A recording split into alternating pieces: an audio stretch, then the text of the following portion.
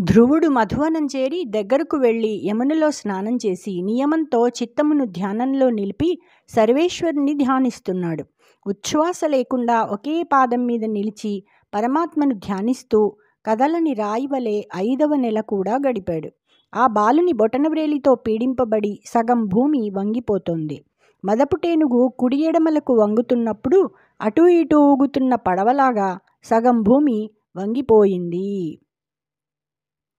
అతడుననన్య దృష్టిని చరాచర దేహ శరీర ధారణా స్థితి గల ఈశునందు తన జీవితమున్ఘటింపజేసి ఏకతగన తన్నిరోధమునగైకొని కంపమునందే ఈశ్వరుండతడు చలింపని జగములన్నీయు చంచలమయ్యె భూవరా.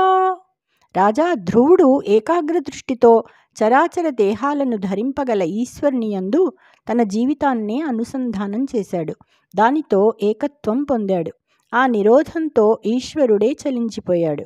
దానితో లోకాలన్నీ చలించిపోయాయి. జై శ్రీకృష్ణ.